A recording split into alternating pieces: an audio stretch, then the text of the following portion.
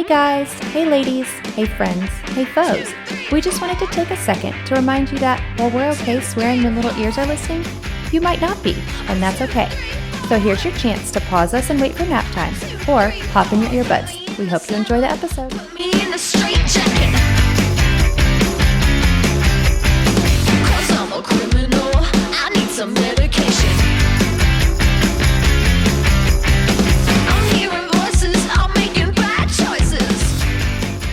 Welcome back to another episode of Done Playing by the Rules. I'm Jenna. And I'm Jenelle. And we've got a good one for you today, but it's surprise, surprise. I did no research on this topic. It's all Janelle. So I was get to just ask thinking that today. I questions. was like, I like Jenna's questions, but I think she's due up for a couple of reasons. But I like researching so much that I like editing so much and I like researching so much that I end up doing like extra stuff all the time because it's so fun Yeah. for me. I don't know. We finished school and we did some traveling, and I thought I would have all this free time, and I'm just like, I don't know Bless. where my time. I think it's just all the projects that accumulated, and then the weather here, I saw not there, has been so nice that we've just been fuck you. outside, right? We were Somebody outside today. else- It was nice today. We've had two nice days this spring What is so nice far. for y'all? Like I think 50? it's, let's see, it's 66, baby. What? Okay, that But is like really kind nice. of windy. I was still wearing a leather jacket because I get cold. Yeah, me too. I'm the kind of mom that like I like doing stuff with my kids. I know not everyone does, but like Blah. I want to like do things with them, and so I just get distracted and No, I was talking to one of our mutual friends today, and I was like, I'd like you to know how over doing stuff with my kids I am because, like, Zach passed his first second grade math exam today with 100% and What? finished first grade language arts nice. with 100%. And I was like, I was crying watching him because I was like, this is like the end. Like, because Yeah. I was texting with our mutual friend and I was like, I'm so over this that we have hired a part-time summer nanny and she is a elementary education major in school and she's taking over homeschool. Like, I'm Done. so done. I signed up for a gym. I can't do it anymore. So Jenna is now the holy mother of all things children and I have resigned. When I say I enjoy doing stuff with my kids, it's like activities. I don't enjoy playing Godzilla or No. hunting dinosaurs or doing Would things you like that. Zach to wake you up at 5:20 and ask if you'd like to hear stories about Minecraft? Oh, we're Titanic over here. My kids have been running Okay. around with life jackets on all day pretending like they're on Titanic. I'd And rather Peyton woke me Titanic. up with a jar of worms. We did forest school yesterday, or Barefoot University, and they made like worm habitats. And They brought Jenna home a germ habitat, her favorite. and these are now her best friends, and we had to find Aw. more worms, and she's Do they been have carrying them names? around. I don't know. I need to ask her, but I need woke her up to like send me her names. a jar in my face. And of course you put like older food in there too, so it's not the most appealing thing. Speaking of our children and our love for them, our topic today is going to be attachment styles. This is something that I've always found very interesting, and the research is ever changing. But I came across a really good article. Again, thank you, the GOOP website. It was from a book called The Power of Showing Up, and the Q&A was with the author Tina Payne Bryson, and I will link the article, obviously. I used a few other articles that I'll link, but hers was really helpful with questions and answers, and even goes up to teenagers, where obviously we're going to focus a little bit more on little kids because that's our season, quote unquote. Mhm. But if you have more you want to know about teenagers, I'll get to that at the end. I'll touch on it, but there's information for every age of child. So what exactly do you mean by attachment styles? For Well, funny you should those of us ask. that don't know. I have no idea. What do you? No, I'm just kidding. What if I just showed up and was like, "JK, I didn't do any research." There are 4 attachment styles for children. Secure attachment, which I think, let's just guess which one you want. Okay, so we have secure attachment, avoidant/dismissive attachment, anxious/ambivalent attachment, and disorganized attachment. Secure attachment is obviously the ideal, and the least ideal one is disorganized attachment because, as I will talk about further, this is the most difficult to grow up in, which is kind of surprising because as you hear more and more about how they develop, you assume like one of the other styles is more difficult. like avoidant or something. Like I when would you think. hear the name avoidant, that's dismissive attachment. You're like, ugh, but the Right. actual results of growing up in disorganized attachment is slightly trickier and slightly more long-term damaging as you grow into an adult and form adult relationships. So let's just assume we're all striving for secure attachments, which I will go into some detail, and then I will let my interviewer. This should just be Janelle's sessions of knowledge while Jenna asks questions. Well, I'm going to try and ask, I guess, I don't want to say like obvious questions, but questions that I would think, because I do have some background, because we did study this in early childhood education, because it is a big thing to look for in school your performance. students. Yeah. Yes. But if you have questions after this airs, feel free to reach out to us. There's no dumb question. We are no experts, as you know. This whole topic came to fruition, again, because of my amazing therapist, who I'm still mad is not my Instagram friend, so she couldn't see my hilarious meme I posted about how it's my goal to make sure that my therapist thinks I'm funny. Exactly. But I was talking to my therapist. I said, when my husband walks down the stairs, I can tell what kind of mood he is in based on the rhythm of his footsteps. And she was like, and I was like, because I'm such an empath. And she said, actually, that's a childhood disorder from growing up in a frantic household, because you had a caregiver that mood determined the entire house, and you didn't know what this parent's mood was going to be from day to day. And so you literally could hear them like they were walking on eggshells, and you could tell. And there was substance abuse involved, which is very obvious through footsteps. I'm very sensitive to how people walk and how their energy is when they come in a room. And that is actually a result of disruptions in my attachment in childhood. A lot of these articles go on to talk about how it's most important in the first year. Would tell me if you learned this as well. All they talked about in this was the attachment in the first year, and then it was the attachment in the first 24 months. Oh, interesting. I don't think That's what we learned. It was all first year and first 24 months, and now they're starting to expand it into like first and second grade.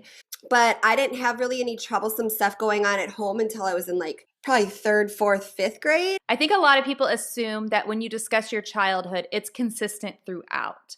Yes. You experienced a dramatic shift later on. And I think that's where a lot of that kind of comes in about the first year. Yeah. But for your case, that first year was nothing like what would that be? I don't know how old you were. But who even knows? I don't know. Nobody knows what my first year was. My mom was a stay-at-home mom, and she had when my brother was born 13 months after me, there was basically like a full-time like nanny housekeeper. I don't know what attachment was built in that first year. Right. But yes, I had an idyllic childhood until there was a dramatic shift in mental health and substance abuse in my household. Right. And so your childhood can have, just like your adulthood can have, a happy time and a bad time. And those things will all shape how you pursue relationships and proceed in relationships as an adult. Right. And I've heard of a few cases or instances where a child has a wonderful phase of their life. So such as you hear about people being like, oh, I'm such a baby person. Yeah. And this parent is just like doting. And then once they hit teenage years or puberty or something, it completely changes. And so there is a test that Janelle told me to take. And on there, it says, I think age 18 and younger. Yeah, right? I think they're encompassing the whole childhood more so now than, Because that's something too. And I don't know, in my opinion, it's super sad when that happens, because it's almost just like, what did I do wrong? What happened to me? And it's just some parents distance once their kids hit certain ages. And it's a common thing that happens with daughter and father relationships. Fathers sometimes have a tough time when daughters hit like that awkward puberty stage. My dad like leaned in and was like extra cool and extra available and extra on top of things. Yeah. Where the majority of my girlfriend's dads were like, gross, get away. And my mom was really good about being like, talk to your dad about anything. Like if you need tampons, tell your dad, he will go. And that's how Josh is too. Like they're very comfortable with girl stuff and like nothing phases them, where there's a lot of dads that are like, ugh, my job here is done, like I gotta go, she's interested in boys. And Right. that's a tricky one. Okay, but let's talk about, so that test that Jenna's talking about is called the ACE test, and that was actually what my therapist recommended that I take, and it stands for Adverse Childhood Experiences. It's a series of 10 questions. I made Jenna take it, but we'll touch back on it at the very end. Secure attachment is what we're going to start with, which is obviously the ideal point that you would like to get to. The 3 biggest points of a secure attachment: caregiver is repeatedly and consistently showing up. And those are the 2 big points. It has to be repeated and it has to be consistent. Inconsistent showing up, you'll see lower down, can be very damaging. If a baby is crying, is their example.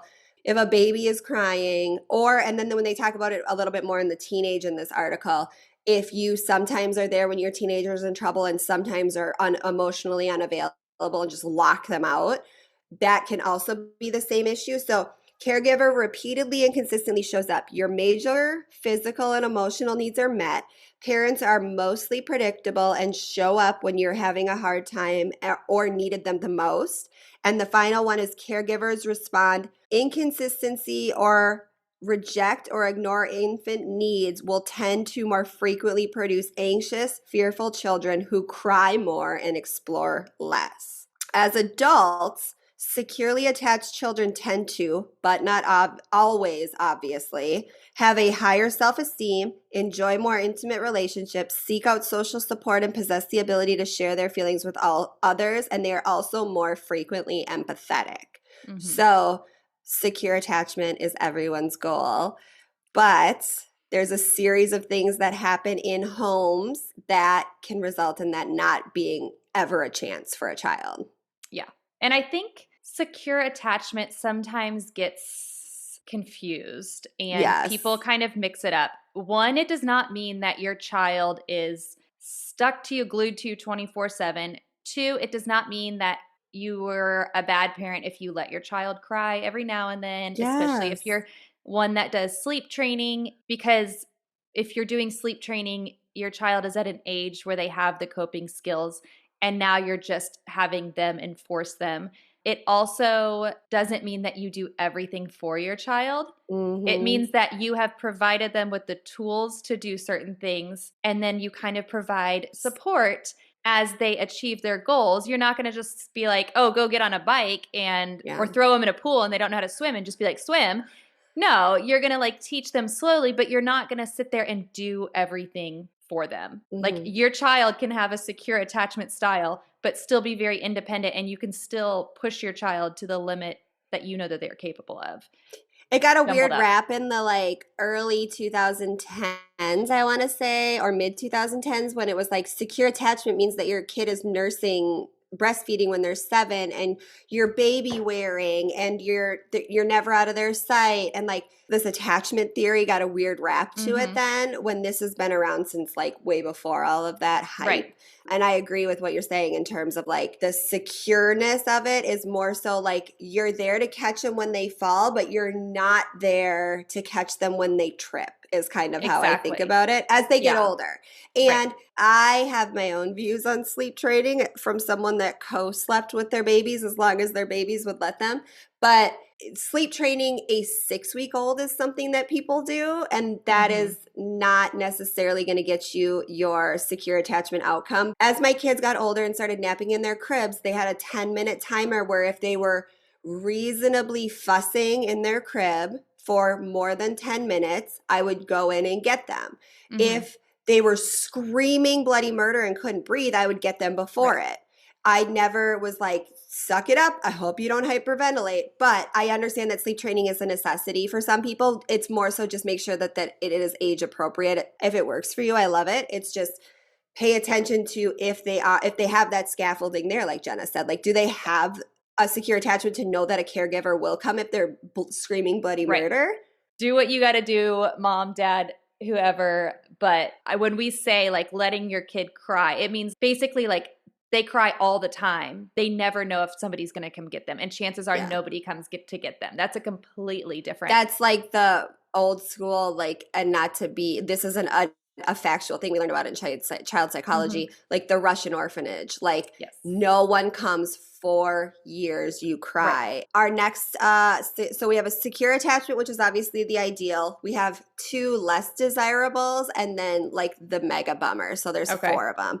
So this next one is avoidant dismissive attachment, also known as insecure attachment. It has like 4 names, but the main name is avoidant attachment. But some people call it dismissive, some people call it insecure. Parent avoids a lot of emotional connection. It is also described as an emotional desert. Go cry in your room. I don't want to hear about it are frequently heard within the home. Studies show that even by 12 months, infants know whether it is safe to go to a primary caregiver with their emotions. Children with avoidant attachment know not to seek out a caregiver to be soothed. Parents attempt to keep the relationship surface level and avoid deeper connections or emotional vulnerability. These children as adults, these individuals have difficulty with intimacy and close relationships. They may avoid intimacy by using long work hours as an excuse. They may be more likely to engage in casual sex, fail to support partners in stressful times, and possess little ability to share intimate thoughts and feelings with a partner, which all makes sense if you track it through, because they don't see somebody as like a pillar of safety, and so they're not going to seek out a partner that's a pillar of safety for them and divulge their secrets to them. Yeah. And we did see that attachment style a lot in schools. I kind of described it as those parents that just their kids seemed like a burden to them. Yeah. It was just like anytime their kid would ask them, it's like, oh my gosh, I've already told you. Oh, why do you always, and like there was always a negative comment said with it about the child. Like, why do you always need something? Why are you so needy? Why are you so whiny? It was so interesting to me. I felt like those type of children, at first it was really hard to bond with them. Yeah. But then once I did, it was almost like they became extra attached to me, and not in a bad way, but it took a while for them to warm up. And then once they're like, okay, this is safe. It was, and it was interesting. Those were my kids also that like didn't like to ever leave school. And they were so happy when they were at school. But then it always broke my heart because then when the parents talked about them, they're just like so negative about the child. And anxious ambivalent attachment. This child feels anxious about whether or not the caregiver is quote unquote there for them, or whether the caregiver is reliable or predictable. Likewise, anxious attachment manifests in children who are extremely distressed when separated by a parent, but are also not soothed when the parent or caregiver returns. And we've all seen those kids, and I'm sure you saw this at school drop off, the kid that doesn't want to let go of their parents. And then when their parent comes to pick them up is like, I don't give a shit. Yeah. I used to see it at a gym I went to like in Minnesota a long time ago, where the kid would be hysterical, not let go of the parent. And then I'd go to the workout class with the parent, and then the parent would show up and the kid would be like, I don't want to leave, like running from them and hiding. And this isn't all cases. Kids go through weird fucking phases. All of our kids have done something weird once in a while. But like the ideal situation is your kid is comfortable walking away from you with, you know, there's that 9-month weird phase where they don't want to go to anyone. Right. But like after that, your kid is moderately comfortable walking away from you and excited to see you come back is what you're striving for. A caregiver of an anxious attachment child will sometimes see and respond to the child's needs and sometimes will not. This undependable response leaves the child uncertain of when and if their needs will be met.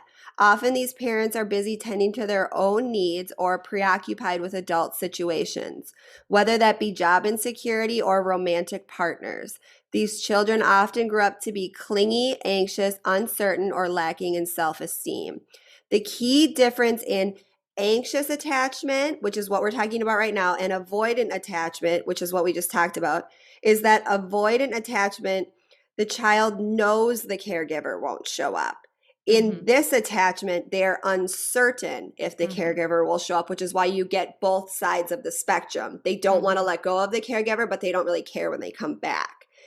Anxious attachment, which we're talking about right now, the parent may or may not show up, and they also may or may not make repairs. So that's saying, say you lose your shit on your kids. Mhm. you're going to make the repairs to it, Right. where these parents don't make the repair. It's just Yeah. like, it happened, take it or leave it, or But then like, they're this is super my nice house. to you Yeah. later. Yeah. Yes, they just ignore the situation that happened and then just carry on about the normal routine Mhm. the next day. And then do you have any questions about this one? No, I just would I guess I would describe that one as like the hot and cold. Like you just never know what you're Yeah. going to get. And I think Mm-hmm. that's the one that we were talking about, that sometimes a child goes through in different phases of their life. The parent was so attentive during infancy, and then in toddlerhood, they're completely off. And, it's just Yeah. that hot and cold. It doesn't have to be day to day or moment to moment. It Mm-hmm. could be a period in your life where they were one way and now they're the other way. Yeah. Did they say what they are as adults? Did you read That was often grew up to be clingy, anxious, uncertain, or lacking in self-esteem. Okay. This ACE test that we're going to talk about in a little bit, these children often will have drug abuse or substance abuse in the home.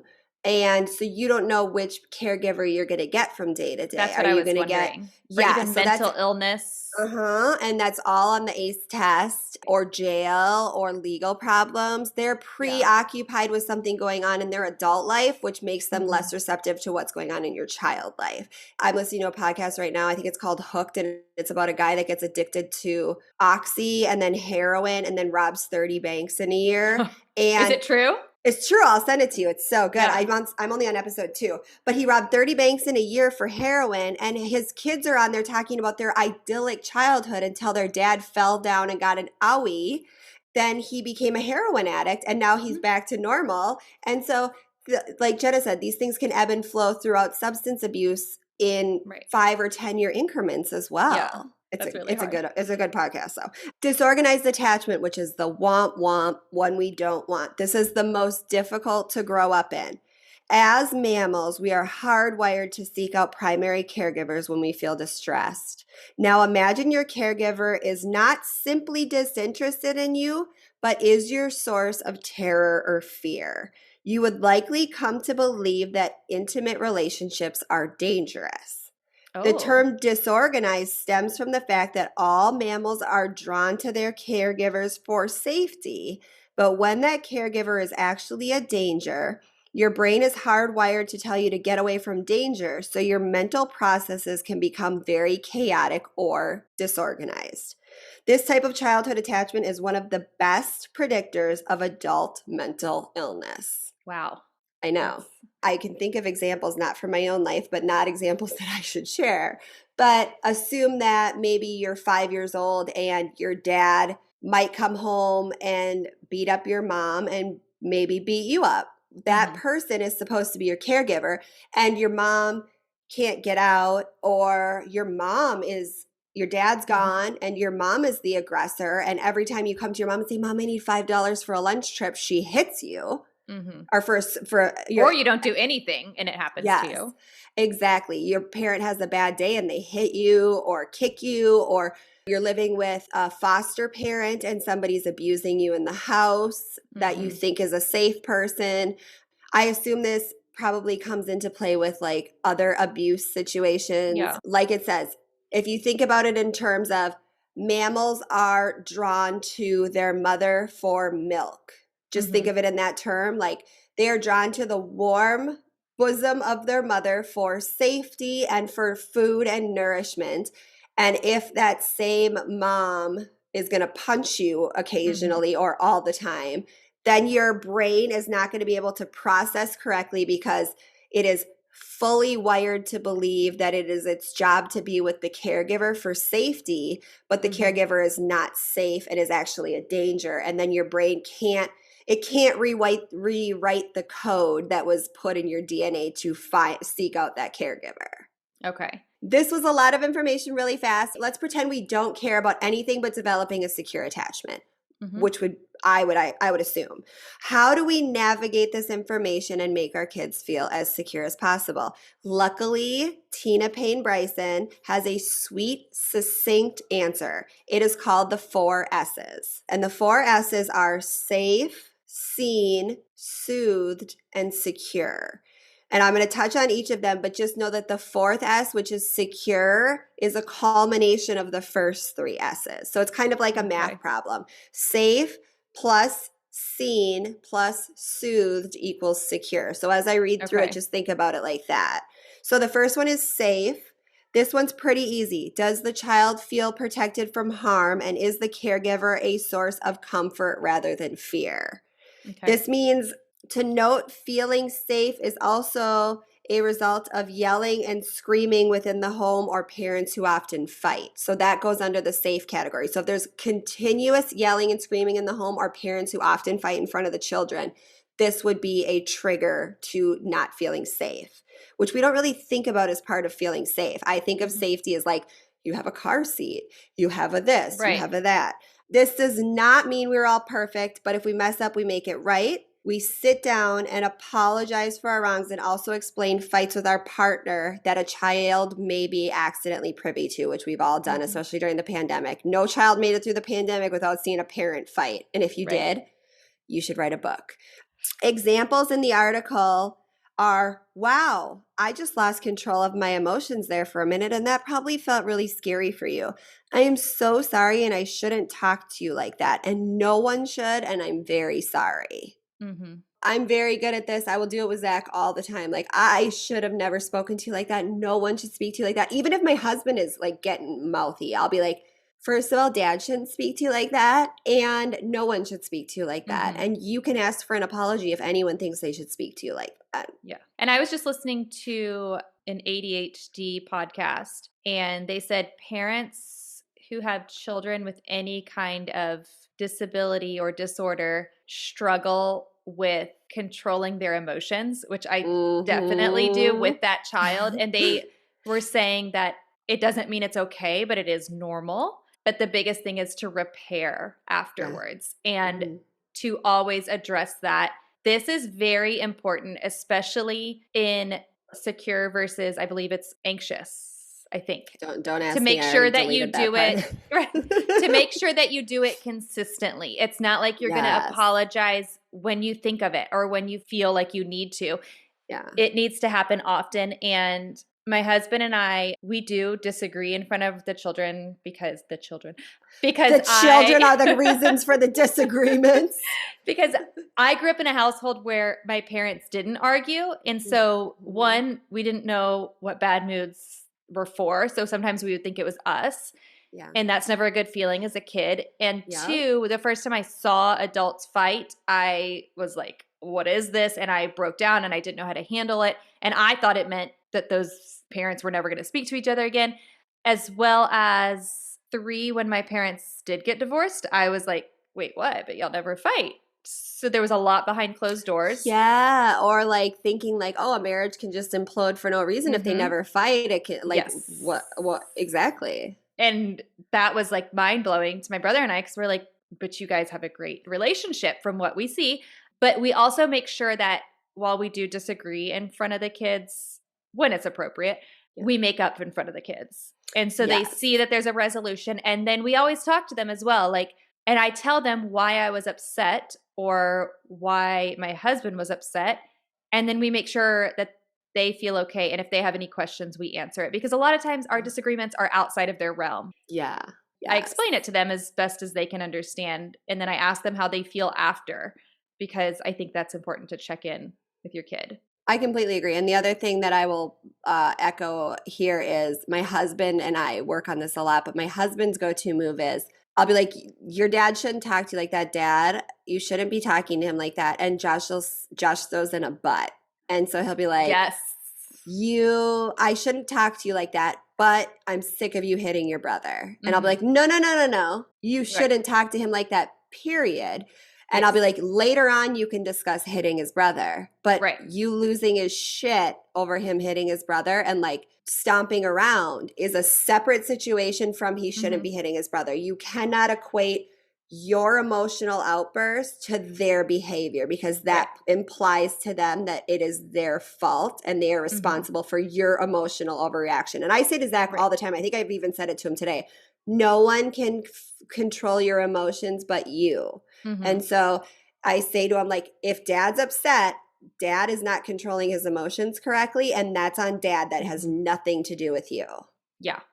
And with secure attachment, it does not mean that you have to practice peaceful parenting. As you can hear, we're not perfect, but the repair and the consistent. My repair game is strong. Yes. And consistently repairing is key. And immediate, yes. Like as soon as I walk away and I'm like, oh shit, that was really lame. Like I'll go find Zach and be like, shouldn't have talked. I'll sit on the floor and be like, I shouldn't have talked to him. Or our new favorite thing to do is we do knee triangle and all three of us sit down, me, Zach, and Mike, and we all touch knees and sit in a circle. And I say like, I'm sorry, I shouldn't have talked to you like that. No one should ever talk to you like that. I'm really frustrated because X, Y, and Z, but I should never take that out on you. Like, please forgive me. We're still best friends. Yes. Okay, so we covered safe. Our second one is seen. And this is a big one that I think we're pretty good at too. So pat ourselves on both shoulders. Look at what is behind your child's behavior. And you probably are even better at this than I am because you have a neurodivergent possible child. You are always looking around the corner to figure out what is causing a behavior. Yeah. Parents of ADHD or ADD children or any neurodivergent are trying to figure out what weird random stressor. I am an adult with ADHD and all of my stressors are not related to whatever I'm saying they are. Right.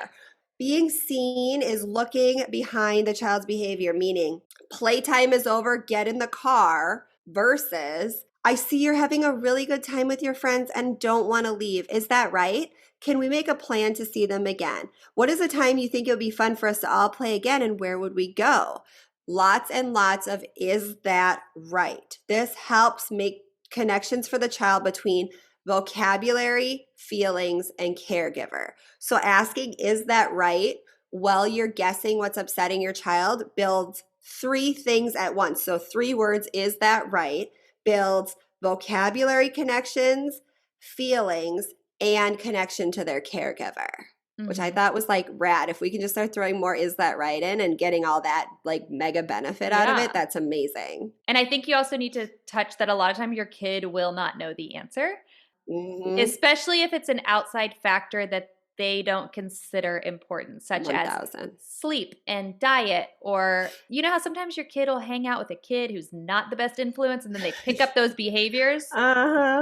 And they don't see that. And so they don't make that at all. We need to sometimes give them the tools to see that, as well as expressing emotions. My kids still get confused and frustrated.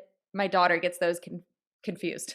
She'll be like, I'm super confused. And I'm like, I think we mean frustrated. And then we'll describe the feeling. And then I'll be like, I need to add, is that right? Right? Is that right? Yeah. Is that right? To the end of what it. I'm thinking is that right? Yeah. And my kids come up to me with the most random stuff too. Like they'll just start crying and be like, I miss Bumpa. Or they'll start crying and I'll be like, where did that come from? And it'll be something so off the wall, but they are building that connection that like, and they're not probably even always right all the time. And my kids are going through the most horrible phase, which I don't know if your kids are going through this. They don't want to fucking leave anywhere. Getting We've them been to through that. We are brand new and my kids will not leave places. I literally have to like drag them out by the hoods of their coats because we're still wearing coats. What am I going to do this summer? I don't know. I try to talk to them about that after we get in the car. Like, I know you didn't want to leave. I know you want to spend more time with your friends, but unfortunately, we've been running around all day, and I just think it's very valuable that you get a good night's sleep tonight. I know that isn't always a priority, but tonight it's very important, and we had to do it last night. I think the whole point of this one is like validating their feelings. It doesn't mean you necessarily say that their feelings and the way – or not their feelings – the way they're acting is correct. Yep. I think that you need to explain that to your child as well. My daughter is in a very whiny stage right now. I think she went through it a little bit, and I think Ezra especially was giving into her when she was whining. And so now it's a lot more. And so we tell her it's if there's nothing wrong, right? Like, of course, if she's like hurt and she's whining or she's really upset, we're going to go into that. But like she was whining because I wouldn't get up and go into the house from the back of the yard to help her get her worm jar. And so to me, I'm like, I understand. And so I told her, I said, I understand why you're frustrated with me. And then we problem solved it. So I wanted her to know that she was seen, but it doesn't mean I'm also going to just like get up and do whatever this child asks. Get my worm jar, bitch. Right? So it's like, you're seen, And I hear you. But let's work it out together how Exactly. you can do this. You also have 2 other humans at the house, and your feet work last I checked. There's humans everywhere, feet. Like, you Yes. got this, honey. Funny that you bring this up because that's my next point. In scene, which we're still on the second, so we're still on, we did safe, we're on scene. Quit being a baby and quit being so sensitive. Which we've talked about in our boy episode, if you listened. When you say this to a child, here is how the brain process works. So I like for everyone to just like, if you're driving, don't do it right now, but close your eyes and think. When a child hears, quit being so sensitive or quit being a baby, their brain goes, I am feeling a big feeling, but they're telling me it's not a big deal. Maybe I am being too sensitive or a baby, which will cause the child to disassociate from their feelings. I feel like it's more prevalent in young boys, like for adults to do it to young boys. I'm not perfect. I have said to my child before, like, seriously, stop crying. Like, yes, I'm not perfect. No. But then I stepped back and said, that wasn't the right reaction. And I've explained, especially my son has done this, where he learned, especially around like grandparents, that if he does cry about something, it gets more reaction. And so he's doing it for attention. And so then I have to say, I'll call him out on it. I'm not going to lie. I'll say, I hear you crying, but I think what you want right now is someone to either listen to you or play with you or whatever. Let's rewind and we're going to try that again. Let's say it in a way that uses our words instead of just whining and crying. Well, yeah, my go-to move, which I don't know if it's correct or not, you can be Judge Jenna. Dun, dun. I'm going to add in a sound effect. The boys, there's a lot of boys in my neighborhood, and we call it Baby Fight Club because they all just like do WrestleMania all the time. And I'll say to my kids, like when we're going somewhere, I'm like, if you're going to do wrestling, know you could get hurt. And then they inevitably come down crying because so-and-so bent my finger or so. And I'll say, we talked about this before we came. If you wanted to participate in Fight Club, then you know that you could get hurt. Right. And so I feel like that's teetering on the edge of quit being so sensitive or quit being a baby, but also I do it all the time. I think parents overregulate wrestling and it gets really exhausting. Like, I don't want to be up there like the WWE guy, like slapping the mat. Yeah. Like, if boys are going to consent to wrestling, they're going to wrestle. And Zach's got the wind knocked out of him. Like, Mikey got a bloody nose. It happens. But if you're choosing to participate in Baby Fight Club, I don't want to hear about it. Baby Fight Club. But I think, one, you're setting them up with the expectation. You're saying, you want to do this behavior, but here's the risk associated and here could be the outcome. And 2, I think if your child came to you truly hurt, you wouldn't just be like, I told you so. No, like, you're gonna help them. If somebody's, Mikey's bloody nose is taken care of, the wind knocked out of you is taken care of. And they also know if you decide that you don't want to do Fight Club anymore, you come and tell me, or you can tell your friends. Okay. And like, they have an out. They will be taken care of if they are actually injured. But I'm also not going to listen to your tattling of like, so-and-so hit me when I wasn't looking. Like, that's not like, because they all play like a pillow fight. And I'm not going to sit upstairs and monitor pillow fight. No. I agree. I think you're doing perfectly. We'll see when he grows up. That's how we decide the experiment. All right. So the third one of the equation. So we have safe plus seen plus soothed. Oh, wait. Did I just answer my own question? We'll find out. How can I help and what do you need from me right now? So if you can ingrain any 2 sentences, well, we already said, am I right? Adding that into trying to build a vocabulary of feelings. But how can I help and what do you need from me right now? What if our husbands could even just learn those 2 sentences? Brandon, are you listening? Oh, I'm getting kind of turned on right now. I might need to take a break and come back. Just thinking about Josh being like, what do you need? How can I? But he actually has gotten better at that. But your child is falling apart. Do you walk away or do you sit with them in the mess and help them get back to a more regulated place?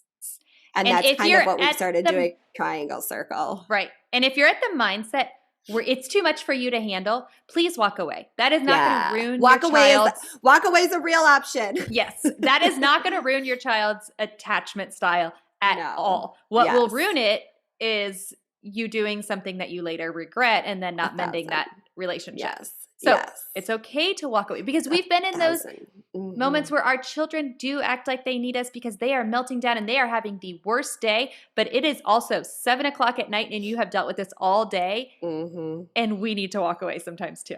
So that's I okay. That is completely an agree. option. You can say, Mommy needs a timeout to think about this. Daddy Yeah, don't needs just like a minute. disappear.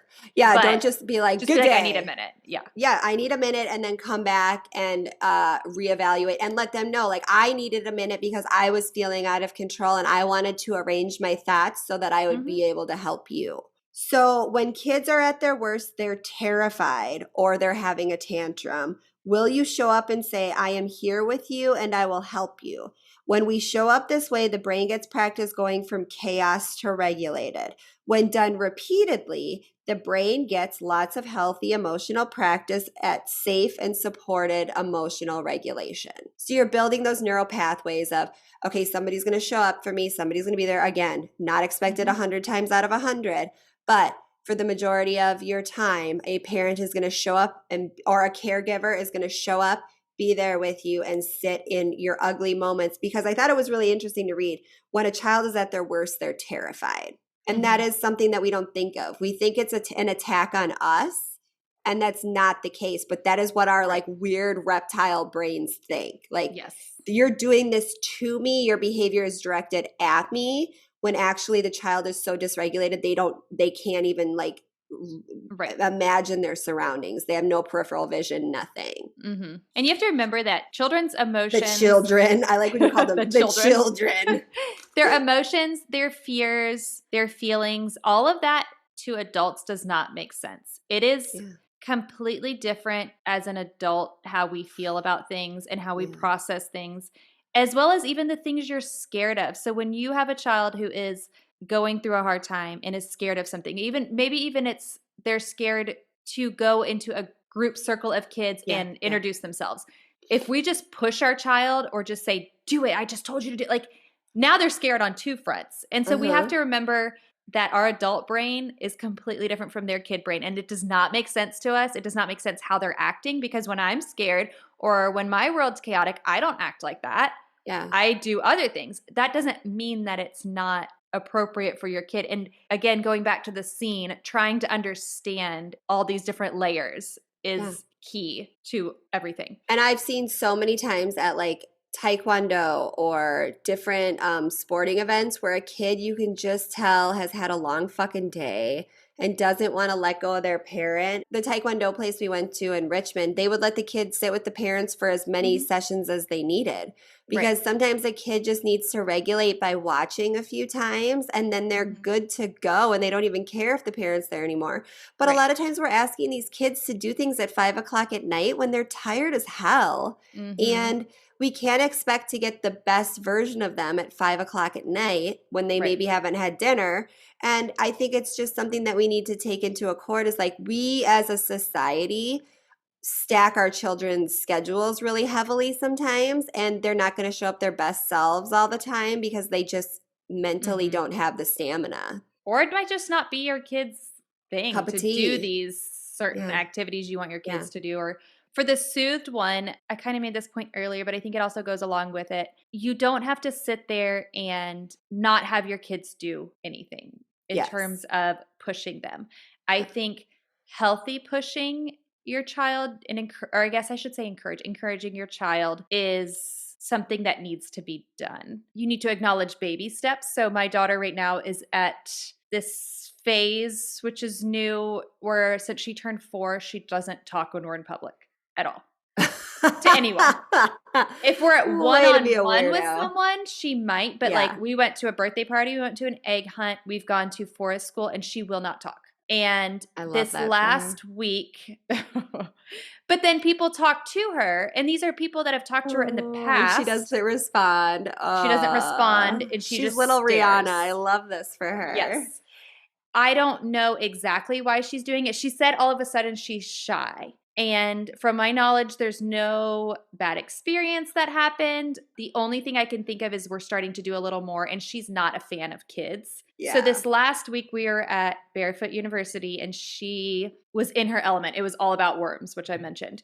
And so she did she wanted to go show the leader who has become a friend her worms. And so I walked behind her, but I said, you are going to tap her and show her. Mhm. I am here.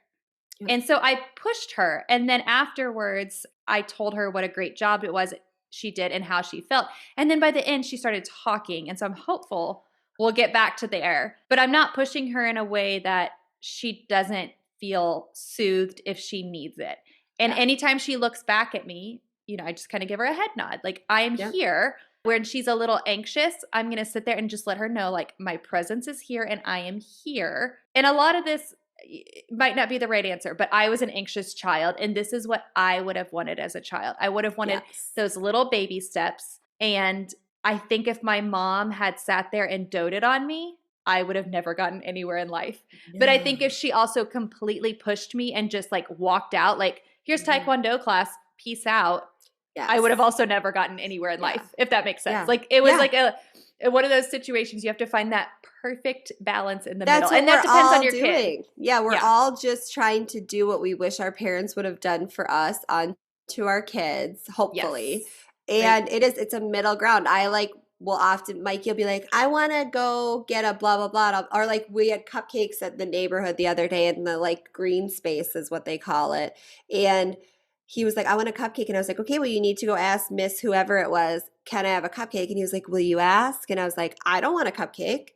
And he was like, well, will you ask for me? And I was like, well, if you want a cupcake, you know how to ask. You know her. You've met her a lot of times. She's our friend. You can go up and say, please, may I have a cupcake? And if she doesn't hear you or something goes wrong, come get me and I'll be there to help you. But like, try it and come back. Like let's training wheels this situation. Exactly. I'll be behind, like you said, I'll be behind you holding onto your bicycle seat. Yeah. And he's not a super anxious child. So this is something within his realm of capability. Yes. Is a whole other thing. And we also have to remember that kids develop fears because of situations, and kids develop fears for no reason. My son went through a phase where he was terrified of the water that came out of the bath faucet. He was small. Fair. And so baths were awful. And so he was too big to be put in the sink because he was a large baby in general. But he was a little older at this point. I can't remember, maybe 6 months. And apparently Google says it's a very common fear. It's a lot. It's intense. Who would have thought? But it's like also why now when you've had baths your whole life? And so maybe he had a past life experience. Yeah, right? And so we had to say this makes no sense to us, but how do we like foster but honor it? You have to honor it. And I'm also not going to give in and say, okay, no baths. Like that's not an option either. We have to get to the point to where you can bathe. And he takes baths now. So I respect that because I feel the same way about water slides and I don't have to have a reason. I just don't like it. I don't like it at all. The end splash. That is the reason. No, I don't like the idea that you could get stuck in there. Oh, see, I'm the end. You know how the water like pours down onto your head? As a kid, that freaked me out because I was always scared I wouldn't come back up. And I still, as an honestly, fair. And my dad called it clogophobic when I was little because I refused to go on water slides. He was like, "What do you think you're going to clog it up?" And I was like, "Basically, yes. Like I am convinced I will get stuck in one." Yeah, I know. I weighed like 45 pounds and probably was 5 feet tall. Right. And I was like, the idea of getting trapped in a small space is too much for me. Like, I will never go on a water slide. I don't like anything about it. Even the open ones? Will you do the open ones? No, because you go over the side of those. That's true. Yeah, I will go on them if it's a super slow one that will allow Mikey on. Because if it'll allow Mikey on, it's going slow and I'm not going to like slosh over the side. Right. I don't like the feeling. I think it's probably like an ADHD. I don't like the feeling of the plastic and the water. Oh, and no, it hurts. Your butt can get sliced by something and like your dad, who was much larger than you, probably saw this as like hilarious. This does not make sense in 6'3", 300 pounds going down a water. Maybe I saw him get stuck in one time and don't remember. He would get stuck in one. Yep. Okay, so now we did plus and equals. Plus and equals secure. So safe, seen, and soothed equals secure, which is the attachment style we are all going for. If a child repeatedly feels the first three S's, which are safe, seen, and soothed, they will become secure as a result. Note, Secure is not meant in the self-esteem type of way, although that is often an outcome. In this case, secure more so means that the brain's wiring is secure as to what constitutes a safe relationship and how to foster said relationship. The child begins to understand that they can show up for themselves and how to keep themselves safe, and in return will expect that from friendships and romantic partners. Secure attachment is seen as the quote unquote foundation for resilience and is associated with positive social interactions in all school-aged years and beyond. One great point about the self-esteem, because you also have to remember that people are wired the way they are wired. Yes, 100%. An anxious child does not equal a non-secure attachment style at all. Yes. And I think that's a great thing to mention, because I'll share. I took the ACE test that she talked about, and I scored a 1, which is very low. So to talk about the ACE test, a 1 is like Jenna had very little issues in her. Right. 0 is the best you can get. But I was still an anxious child, and it had absolutely nothing to do with that. I was anxious my whole life, and if anyone had a secure attachment style, it was my brother and I. Like, we were very, very, very secure in our attachment with our parents. In your little world, yes. Yes. And we had my mom and my dad, and we had my grandma as well. So we were very fortunate that we had 3 very secure attachments. And I think the other point I want to make is that these attachment styles can go further outside of just mom and dad. So it's any kind of caregiver. Someone who is consistently caring for the child. The test will also indicate that it is literally, I think it says someone 5 years older than you can even be considered older like sibling. your primary. Yeah. And you can have different attachment styles to different parents. I'm sure you did, right? Your mom, I don't know what your attachment style to her, but I'm sure your dad was secure.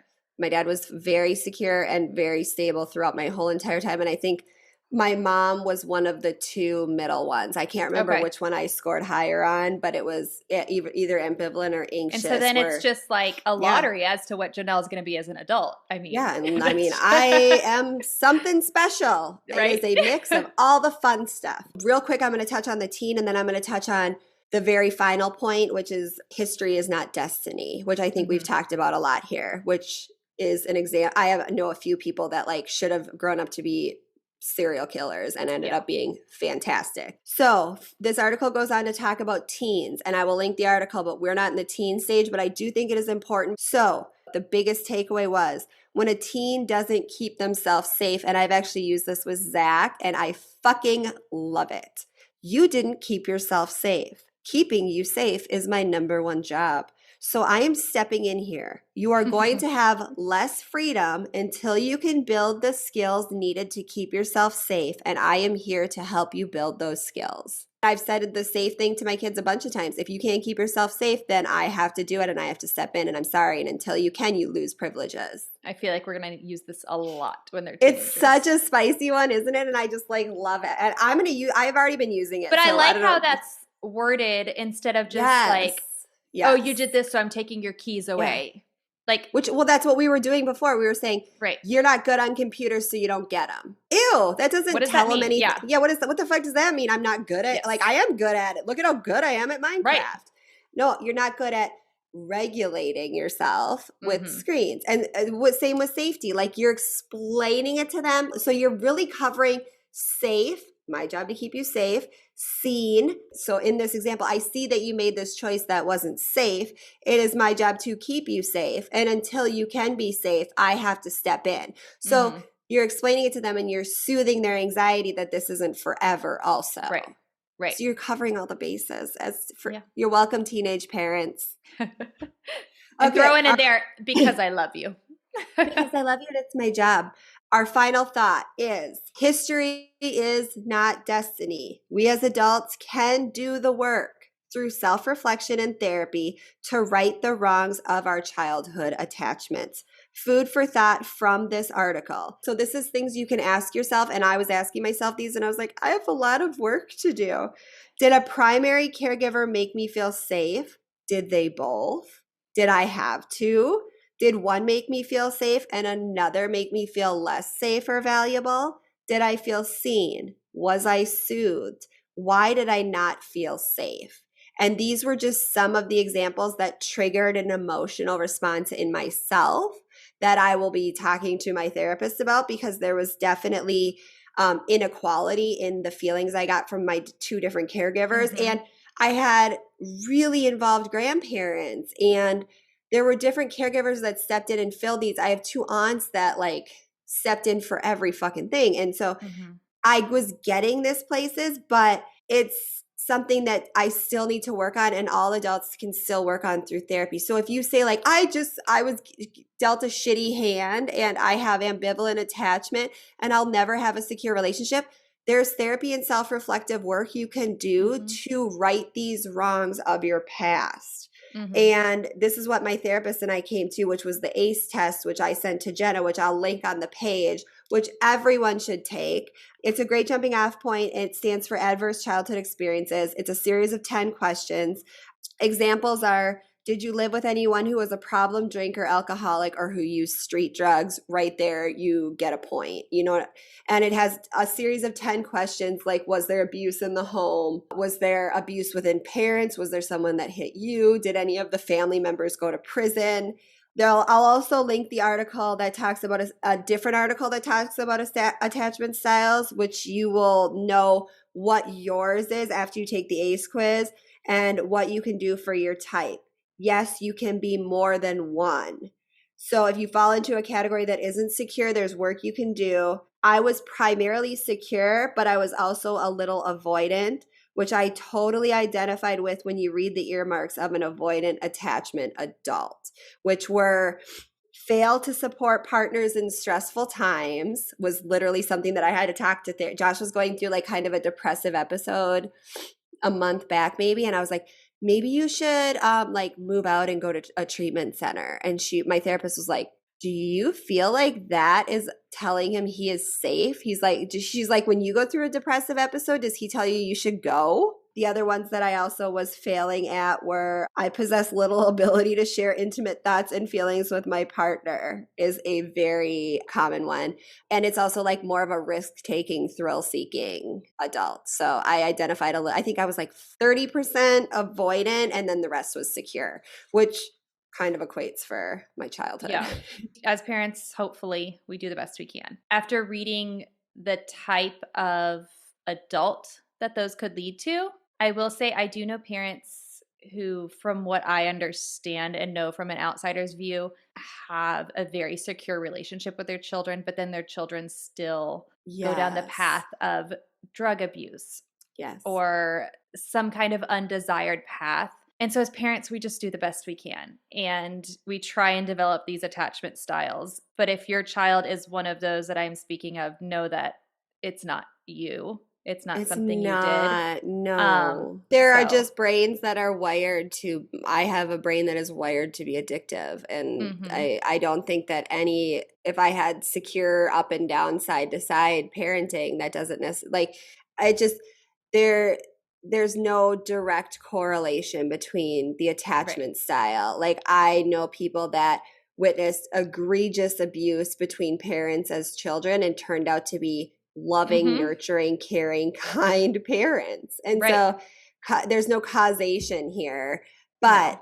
it's something to look into in terms of, can I switch a few sentences into how Right. I talk to my kid? Like, the cost benefit analysis is fucking all on for this, because the cost is you switching to 3 new sentences where your kid suddenly feels way more heard, Mhm. or you apologize when you have a blow up fight with your spouse and talk it through it with your spouse.